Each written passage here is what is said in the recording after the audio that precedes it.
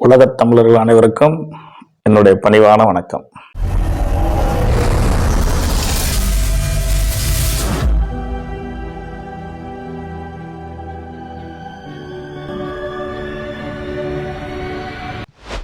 உலகத் தமிழர்கள் அனைவருக்கும் என்னுடைய பணிவான வணக்கம். 2026ஆம் ஆண்டு சிம்மராசி நேயர்கள் அடைய இருக்கின்ற நன்மை தீமை ஏனென்றால், அவர்கள் பிறந்து இருக்கும்போது இருந்த சாதகம், அது விதி சாதகம் என்று பெயரிட்டிருக்கிறோம். அவர் பிறக்கும்போது இருந்த சாதகம் சாதகமாக இல்லை என்றால், பிறந்திருக்கும் போது இருந்த ஜாதகம் சாதகமாக இல்லை என்றால் 2026ஆம் ஆண்டு சில துன்பங்களை அவர்கள் அடைய இருக்கிறார்கள் என்பது சந்தேகத்துக்கு இடமில்லை. 2026ஆம் ஆண்டு சிம்மராசி நேயர்களுக்கு ஒரு சிம்ம சொப்பனமாகவே அமையும்.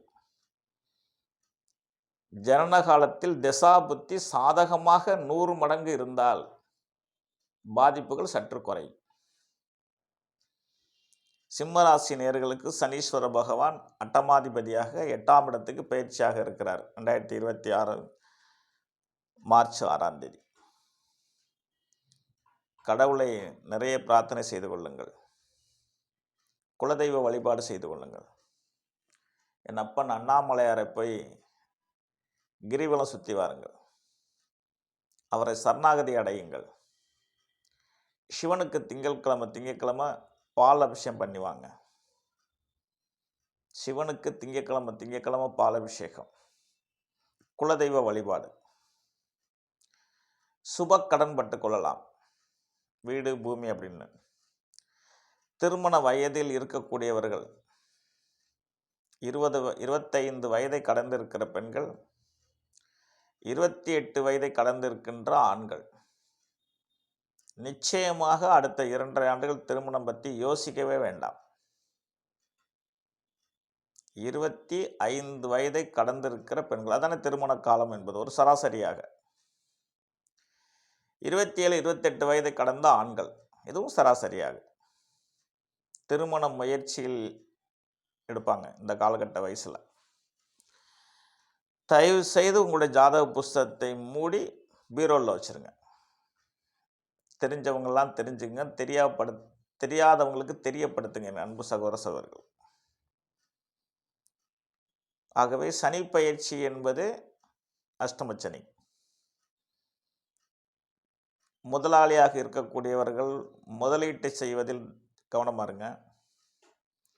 தொழிலாளியாக இருக்கிறவங்களுக்கு வேலையில் கவனமாக இருங்க. சிறு முதலாளிகள் என்பார்கள், பெரிய முதலீடு போட்டு மாட்டிக்காதீங்க. உடல்நலத்தில் ரொம்ப அக்கறை செலுத்திக்கங்க. போக்குவரத்தில் மிகவும் கவனம் செலுத்திக்கங்க. இது பள்ளி பருவத்தில் இருக்கக்கூடியவர்கள் மிகவும் கவனமாக இருங்க. கல்லூரி இறுதி ஆண்டு படிக்கக்கூடிய மாணவர்களும் கவனமாக இருங்க. பொதுவாக கல்லூரி படிப்பு அடுத்த 3 ஆண்டுகள் அல்லவா. 2026 மார்ச் 6ஆம் தேதி சனி பகவான் பயிற்சியாகி 2028ஆம் ஆண்டு செப்டம்பர் பிற்பகுதியில் பயிற்சி ஆவார். அதுவரை அஷ்டம சனி இருக்கும். மறுபடியும் பயம் கொள்ள வேண்டிய அவசியமில்லை. ஜனன காலத்தில் தசாபுத்தி சாதகமாக இருக்கக்கூடியவர்கள் நிச்சயமாக பயம் கொள்ள வேண்டிய அவசியமில்லை. அடுத்ததாக 2026ஆம் ஆண்டு ஜூன் 26ஆம் தேதி குரு பயிற்சி. 11ஆம் இடத்தில் இருந்த குரு பகவான் 12ஆம் இடத்துக்கு சாதகமற்ற நிலைக்கு வருவார். பொதுவாக 8 கூடையவன் 12இல் இருப்பது நலம். இது ஜோதிட பழமொழி. 6 கூடையவன் 8இல் இருந்தால் விபரீத ராஜயோகம். ஆனாலும் குரு பகவான் விரயத்துக்குத்தான் வரார் என்பது மறுக்க முடியாது.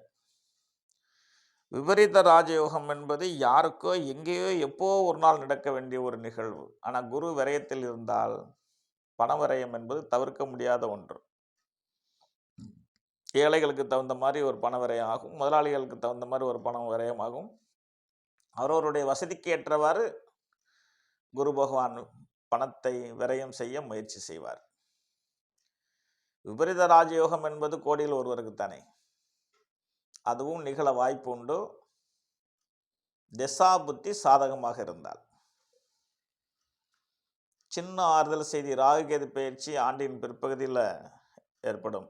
13/11/2026 ஆண்டு, அதாவது 2026 ஆண்டு நவம்பர் 13 அன்று ராகுகேது பயிற்சி.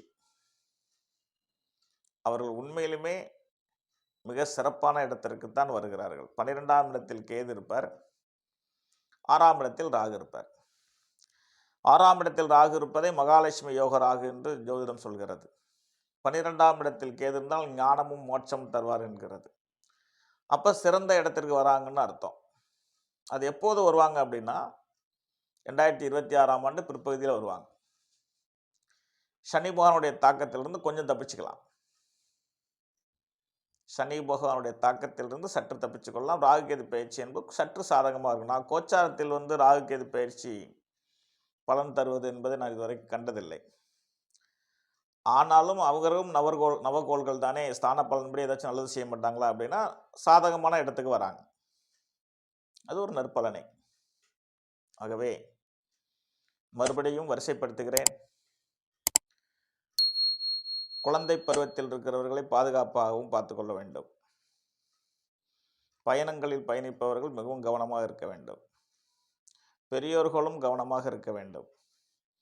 பள்ளி பருவத்தில் இருக்கிறவர்களும் அக்கறை செலுத்தி கொள்ள வேண்டும். படிப்பில் கல்லூரியில் படிக்கக்கூடியவர்களும் ஆழ்ந்த அக்கறை செலுத்தி கொள்ள வேண்டும். முதலாளிகளும் கவனமாக இருக்க வேண்டும். தொழிலாளிகளும் கவனமாக இருக்க வேண்டும். அரசியல்வாதிகளும் கவனமாக இருக்க வேண்டும். ஆன்மீகவாதிகளும் கவனமாக இருக்க வேண்டும். அஷ்டம சனி, சிம்ம ராசிக்கு சனி பகவான் நேரடியாக கெட்டவர் என்பது ஜோதிட நூல்கள் சொல்லப்பட்டிருக்கிறது. ஆனால் மிகவும் கவனமாக இருக்க வேண்டும்.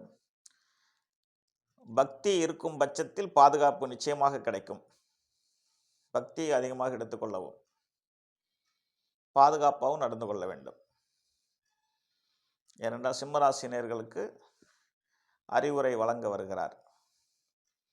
இதற்கு முன்னர் நன்மை செய்திருந்தவர்களுக்கு தீமைகள் குறையும். தீமை செய்தவர்களுக்கு தீமை அதிகமாகும். அது அவரும் இறைவனும் அறிவார்கள். யார் யார் நாம் கடந்த ஆண்டுகளில் நன்மை செய்தோம் தீமை செய்தோம் என்பதை அவரும் ஆண்டவரும் அறிவார்கள். அதுக்கு தகுந்த மாதிரி நன்மை தீமை மருவி நடக்கும். ஆகவே 2026 ஆண்டு சிம்மராசினியர்கள் நலமோடு வாழ்வதற்கு ஆண்டவனை பிரார்த்தனை செய்து கொள்கின்றேன். அடுத்த ஒரு பதிவில் உங்களை சந்திப்பேன். நன்றி, வணக்கம், வாழ்க வளமுடன்.